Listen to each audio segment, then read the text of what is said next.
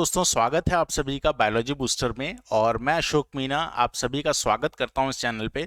आज मैं आपको बताने वाला हूं दोस्तों कि इंडिया में जो टॉप टॉप 5 मेडिकल कॉलेजेस हैं वो कौन से हैं। ठीक है, देखो वैसे हर मेडिकल कॉलेज जो होता है, भले वो प्राइवेट हो गवर्नमेंट हो, बहुत अच्छे से पढ़ाई की करवाई जाती है वहाँ पे। और लेकिन जो गवर्नमेंट मेडिकल कॉलेज होते हैं पर्टिकुलरली, वो अपने आप में उसमें प्रवेश पाना एक बड़ी बात है, और वहाँ से पढ़ाई हासिल करना, वहाँ से पढ़ाई कर लेना एक गौरव की बात है। ठीक है, अच्छा मैं टॉप 5 मेडिकल कॉलेज आपको बताऊं इससे पहले मैं आपको बता दूं कि जो पैटर्न है मेडिकल कॉलेजेस का वो डिफरेंट है। पहले हमारे टाइम पे स्टेट पीएमटी जो होते थे उससे सीट्स भरी जाती थी, उसको पीएमटी बोलते थे, राजस्थान पीएमटी, एमपी पीएमटी। फिर उसके बाद में एआई पीएमटी का कंसेप्ट आया, उसमें ऑल इंडिया कॉलेजेस को इंक्लूड किया गया और उनमें रैंकिंग के आधार पे सीट्स फिल की जाती थी, और कुछ सीट्स जो है स्टेट लेवल पे भी फिल की जाती थी। उसके बाद नीट का पैटर्न आया जिसमें एम्स और जिपमर को छोड़ के सभी मेडिकल कॉलेज को इंक्लूड किया गया और रैंकिंग के आधार पर सीट्स फिल करना स्टार्ट किया। इसके बाद 2001 या 2002 में, और अभी करंटली भी यही है, सारे इंडिया के सारे मेडिकल कॉलेज जितने भी गवर्नमेंट और प्राइवेट मेडिकल कॉलेज हैं उनको इंक्लूड कर दिया गया है, विशेषकर गवर्नमेंट मेडिकल कॉलेजेस को। और एक ही एग्जाम होता है जिसका नाम है NEET, national eligibility cum entrance test. ठीक है, इसी के आधार पे जो आपकी रैंकिंग रहती है आपको कॉलेज मिलता है। ठीक है, तो टॉप 5 मेडिकल कॉलेज कौन से हैं जो टॉप प्रायोरिटी पे रहते हैं हमेशा, वो मैं आपको बताने वाला हूं, तो ध्यान से सुनिए। सबसे पहला नंबर आता है एम्स का, all India institute of medical science, Akhil Bharatiya Ayurvedic संस्थान। ठीक है, और ये कहाँ पे है? ये दिल्ली में है। 1956 में इसकी स्थापना हुई थी, और ये एक ही था, पहले हमारे टाइम तक एक ही था, लेकिन अब टोटल आपके 23 एम्स हैं, जिसमें से 20 फंक्शनल हैं, अलग अलग जगह पे चल रहे हैं, और 3 अभी अंडर कंस्ट्रक्शन है। ठीक है, एम्स जो है 1956 में इसकी स्थापना हुई थी, जैसे मैंने आपको बताया। इसके अलावा एम्स में मेडिकल सीट जो है हमारे टाइम पे 50 to 60 हुआ करती थी, जो इसमें दाखिल होना ही बहुत बड़ी बात हुआ करती थी। ठीक है, लेकिन अब चूंकि एम्स के सीट जो है कॉलेजेस ज़्यादा हो गए हैं, तो इसकी सीट भी ज़्यादा हो गई हैं। ठीक है, हाँ, इसके अलावा बट सीट ज़्यादा हुई है तो स्टूडेंट्स का नंबर भी बढ़ गया है, तो कंपटीशन वही है लगभग। ठीक है, अच्छा फर्स्ट नंबर पे एम्स है। एम्स के बारे में खास बात यह है कि इसकी डिग्री अपने आप में इंपॉर्टेंट है। आप कहीं भी इसकी डिग्री दिखाएंगे तो आपको जॉब देने में कोई भी कतराएगा नहीं। ठीक है, दूसरी बात, इस कॉलेज में एमबीबीएस, एमडी और स्पेशलाइजेशन के कोर्सेज भी करवाए जाते हैं। नर्सिंग और दूसरे कोर्सेज भी इसमें करवाए जाते हैं। ये भारत का सबसे बेहतरीन हॉस्पिटल है गवर्नमेंट।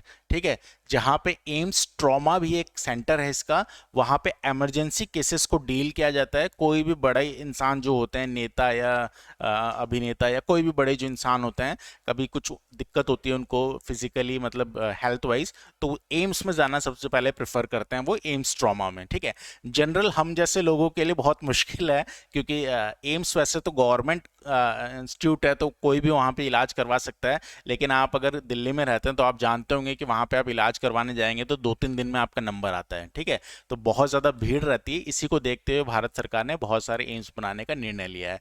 तो फर्स्ट नंबर पे ये एम्स है जिसमें बहुत कम फीस में आपकी एजुकेशन कंप्लीट हो जाएगी, उल्टा आपको स्टाइपेंड भी मिलता है। ठीक है, सेकंड नंबर पे जो कॉलेज आता है वो है पीजी MIR चंडीगढ़। ठीक है, post graduate medical research institute Chandigarh. ठीक है, और ये इंस्टीट्यूट जो है एस्टेब्लिश हुआ था 1962 में, और इसको एस्टेब्लिश किया था जवाहरलाल नेहरू ने। ठीक है, मतलब इसका इनॉग्रेशन किया था जवाहरलाल नेहरू ने।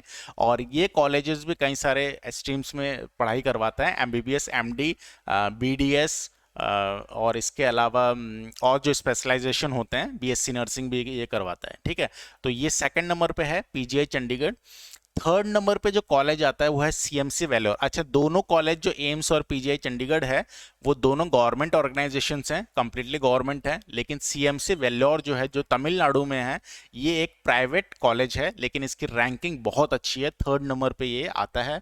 और इसमें भी कई सारे कोर्सेज करवाए जाते हैं, ठीक है। और it is the one of the best institute for neurological science, ठीक है। न्यूरोलॉजिकल साइंस के लिए बहुत अच्छा इंस्टीट्यूट ये माना जाता है। और हेमेटोलॉजी भी यहाँ पे अच्छा कोर्स माना जाता है। दो अच्छे कोर्स हैं इस कॉलेज के, न्यूरोलॉजिकल साइंस एंड हेमेटोलॉजी, ठीक है। इसके अलावा फोर्थ नंबर पे जो कॉलेज आता है इंडिया में वो है आपका दैट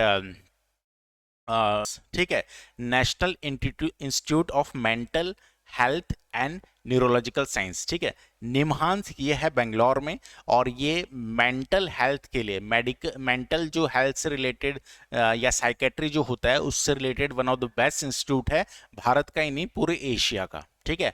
तो ये एक अच्छा इंस्टीट्यूट है, ये फेमस है मेनली न्यूरोलॉजिकल साइंस के लिए। इसके अलावा जो फिफ्थ एंड लास्ट सबसे टॉप मोस्ट कॉलेज है वो है आपका दैट IMS BHU, ठीक है, बनारस हिंदू यूनिवर्सिटी, जिसकी स्थापना 1916 में हुई थी। मदन मोहन मालवीय ने इस संस्था को स्थापित किया था, और 10,000 किलोमीटर के सरकमफ्रेंस में ये कैंपस फैला हुआ है, जो कि एशिया का सबसे बड़ा एरिया वाइज कैंपस है, और रैंकिंग वाइज नंबर 2 पे ये यूनिवर्सिटी आती है आफ्टर JNU दिल्ली, ठीक है। तो BHU जो कैंपस है उसके अंदर, क्योंकि मैं वहाँ पे पढ़ा भी हुआ हूँ, तो BHU के अंदर जब आप एंटर करेंगे तो लंका एक एरिया है, उसके अंदर उसका मेन गेट है। BHU अब दो जगह हो गए हैं, एक तो BHU बनारस में है और एक BHU बरकच्छा में है, मतलब बनारस के ही पास में एक जगह है वहाँ पे, ठीक है। तो जो मेन कैंपस है BHU वाराणसी का, बनारस का या काशी का, वो जो उसका मेन गेट है, लंका पे जो गेट है उसका, वहां से जब आप एंटर करते हैं तो राइट साइड में IMS का जो IMS Indian institute, Indian medical sciences institute, ठीक है, ऐसे करके कुछ इसका फुल फॉर्म है IMS।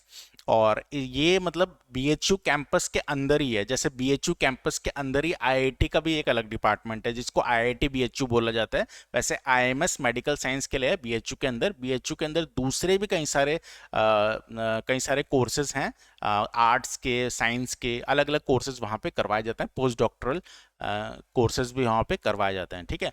तो ये फिफ्थ सबसे इम्पॉर्टेंट और मोस्ट जो टॉप रैंक पे कॉलेजेस रहते हैं वो थे। होप आपको ये समझ में आया होगा, और अगर समझ में आया तो इनकी प्रिपरेशन स्टार्ट कर दीजिए, बेसिक स्ट्रॉन्ग्स कीजिए, और 11th और 12th के NCERT अच्छे से पढ़िए और प्रीवियस ईयर के क्वेश्चन लगाइए, ठीक है। तब आपका सिलेक्शन हो सकता है इन 5 में हो जाए, और हो सकता है कि डेफिनेटली